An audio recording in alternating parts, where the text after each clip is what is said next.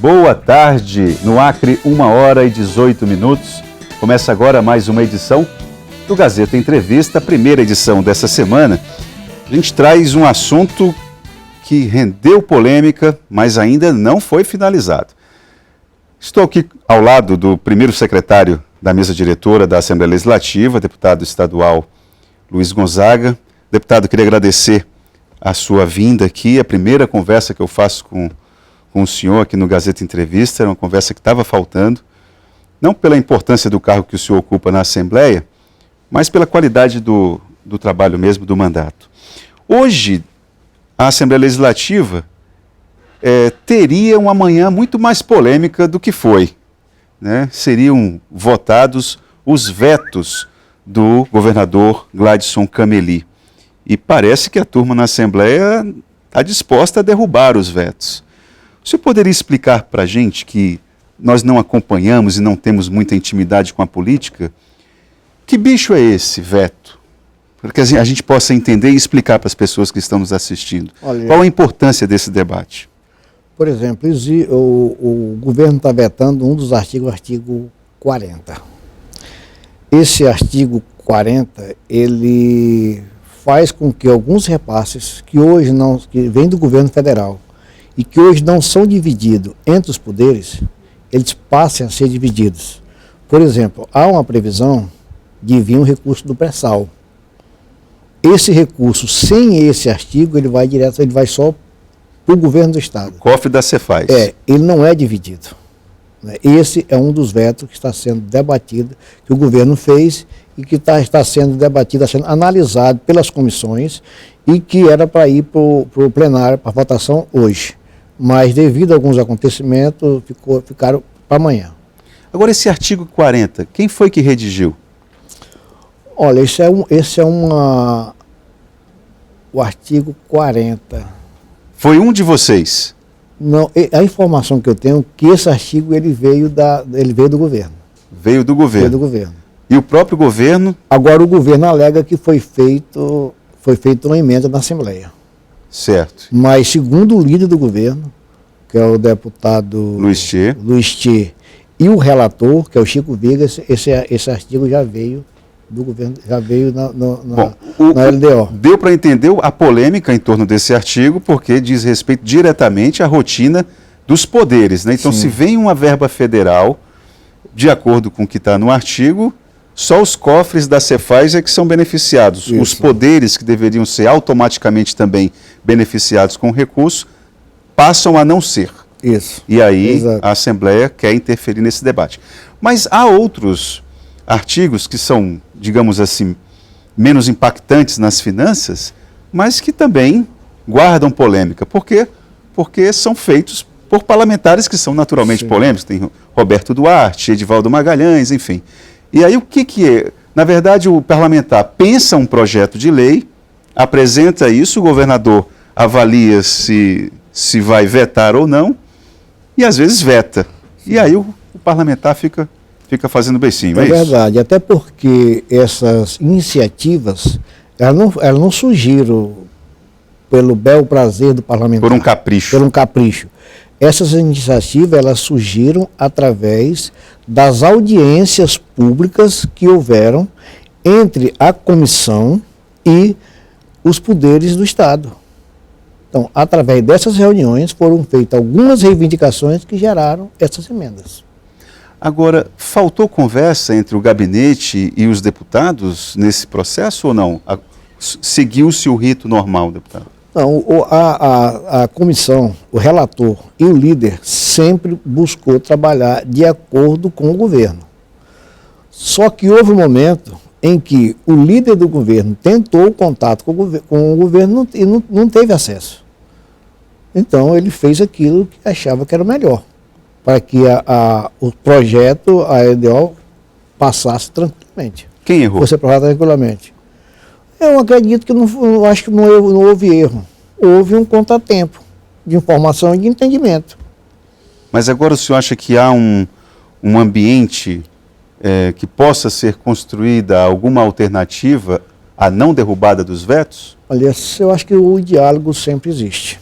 Eu acho que é importante que haja o diálogo, né? Por exemplo, o líder do governo. O que o líder do governo achava que deveria ser feito? Era a lei ter sido aprovada na íntegra e depois o governo mandava uma lei, né, fazendo as alterações que eles achavam necessárias. E aí? E essa proposta? Não foi aceita. Por quê? Não sei. Só sei que o veto foi feito e agora a polêmica está na casa para a gente decidir, para nós decidirmos. A lei de diretrizes orçamentárias que está sendo apreciada chegou na Assembleia Legislativa de forma muito antecipada, de forma incomum, porque normalmente isso chegava no parlamento em dezembro.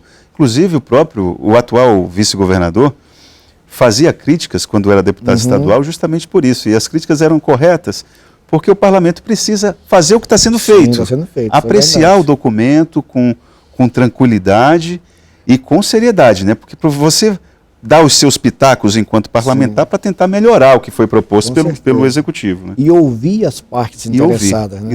Acho que isso foi muito importante. Graças a isso que a Defensoria Pública teve um aumento. Né? Teve aí um ganho que eles estavam sendo prejudicados com os trabalhos dele, que eles não estavam podendo fazer porque o orçamento não dava. Pois é. Agora, o tempo, com antecipação com que o documento foi apresentado à LDO, o parlamento está sabendo aproveitar esse tempo da maneira correta? Não, tanto está sabendo aproveitar que as audiências que não haviam anteriormente, que não tinha praticamente tempo para ver essa discussão, elas aconteceram pela primeira vez e a comissão teve tempo para ouvir a parte interessada, haver um diálogo e ver o que cada um achava. Porque antes não tinha, chegava e tinha que votar de imediato. Isso eu acho que é até uma irresponsabilidade, porque isso nos Estados Unidos, nos países do primeiro mundo, não acontece. LDO e o orçamento são as leis mais discutidas no parlamento de qualquer país sério. É porque trata diretamente com as finanças do exercício do ano seguinte. Então, assim, é você pensar como vai ser a gestão pública no próximo ano. Né? Então, por isso que tem que ser bem discutida e bem planejada. Deputado, outra situação que o senhor está ali, digamos, no estômago do dragão, diz respeito à questão dos empréstimos consignados. Isso é algo que diz respeito a interesse de muita gente que está nos assistindo. Bom, essa novela não é nova.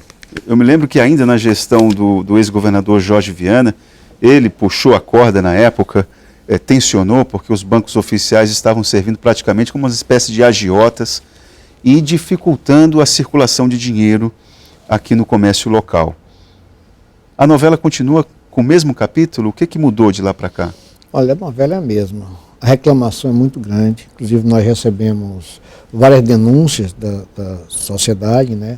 Principalmente pessoas idosas, pessoas que sempre tiveram um nome idôneo, e que hoje estão preocupadas por conta das dívidas que têm e que quase não estão podendo pagar.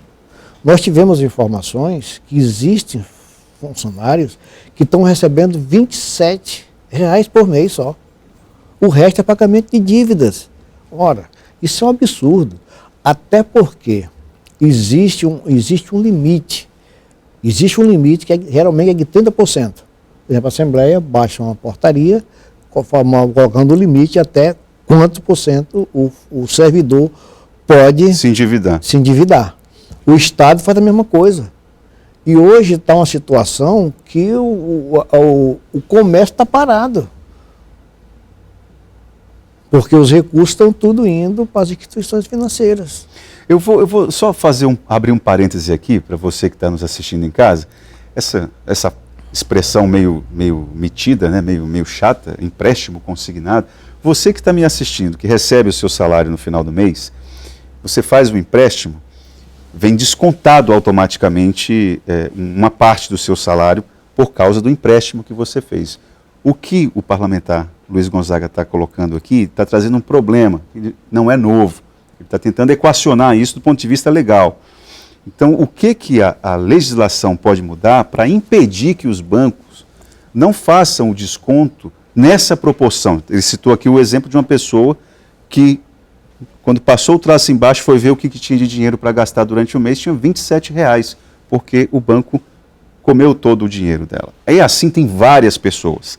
Então, deputado, o que é possível fazer em relação à produção de uma lei que possa impedir os bancos de atuar dessa forma? Olha, a hora que a CPI constatar essa veracidade, automaticamente o Ministério Público tem que intervir para que seja obedecida as portarias, seja obedecida a lei. Então já existe o regulamento. Existe o regulamento. Só que o problema agora ele precisa vir ser constatado, porque a gente tem existem as denúncias, mas a gente tem que verificar a veracidade. E além disso tem a questão dos juros. Eles falam de juros exorbitantes e erros também nos cálculos dos juros. Esse é outro problema. O próprio banco erra. Nunca erra para menos, também não, tem isso. Sempre erra para mais. Agora, deputado, o que as pessoas que estão nos assistindo, o que elas precisam fazer? Se ela é uma pessoa que está nessa situação que o senhor relatou aí, ou algo semelhante, o que ela tem que fazer? Ela tem que ir ao Ministério Público do Estado? Ela tem que ir ao Ministério Público Federal, por se tratar de um banco federal? O que ela tem que fazer? Olha, por exemplo, hoje nós temos a comissão está montada, está posta, né? O presidente é o deputado Edivaldo Magalhães, o relator é o Roberto Duarte. Sem dúvida nenhuma, essa comissão está em boas mãos. Primeiro, o deputado Edivaldo Magalhães é um parlamentar que tem longa experiência do parlamento. Já foi presidente de comissão parlamentar de inquérito. O deputado Roberto Duarte é um advogado com experiência ampla nessa área e tem sido também um bom parlamentar. Eu acredito que a CPI está em boas mãos e as pessoas que tiverem denúncias podem procurar. Por esses dois parlamentares? Por esses dois parlamentares, pode na comissão também na Assembleia, né, e apresentar essas denúncias. Nós precisamos de fatos concretos. E apresentar a denúncia significa levar documentação, coisas que comprovem. Coisas que comprovem. Nós precisamos de comprovação de que realmente erros existem. Né? E abusos também. De abusos, que esses abusos realmente existem. Para poder, no final, a CPI fazer a sua conclusão, o seu relatório final. Deputado, para encerrar a nossa conversa, quando que essa CPI vai acabar e as perspectivas de que resultados concretos possam... Olha, o prazo são 120 dias, 120. Mas ela pode ser prorrogada. Né? Por um período igual, né? Pode ser prorrogada. Então vai depender aí de como ela vai transcorrer. O fato é que a situação que está hoje, ela não pode continuar acontecendo. Porque os funcionários públicos quase todos estão endividados. As pessoas idosas não estão dormindo. E pessoas que sempre tiveram nome limpo. Agora, para encerrar mesmo, deputado, agora dando de advogado do diabo, mas por que as pessoas vão lá pedir o empréstimo? Eles não vão, eles são procurados. Eu lembro que na Assembleia... Mas você pode dizer não, né? Eu lembro que na Assembleia Legislativa, você via várias pessoas lá procurando os funcionários para fazer esses consignados. A situação, a procura é tão grande que foi baixada uma portaria recentemente, acho que foi no mês de abril, dizendo que após a conclusão de um empréstimo, as operadoras, as financeiras, não podem procurar em uma data inferior a 6 meses. Ou seja, a pessoa vai ter 6 meses para poder fazer outro empréstimo. A não ser que ele queira. Mas as instituições estão proibidas de procurar. De fazer a busca ativa. De fazer a busca. Deputado, então está feito o convite, você que está nos assistindo, se tem alguma denúncia, tem como comprovar algum tipo de abuso por parte dos bancos, procurem a Assembleia Legislativa, lá tem uma comissão liderada pelos deputados Edivaldo Magalhães e Roberto Duarte, e eles vão dar consequências a essa denúncia. Deputado, eu queria agradecer a sua vinda aqui ao Gazeta Entrevista. Eu que agradeço a oportunidade, agradeço a você, a direção da TV Gazeta, essa oportunidade tão preciosa para mim de estar conversando com vocês, nossos amigos telespectadores. Obrigado mais uma vez, nós voltamos logo após o intervalo.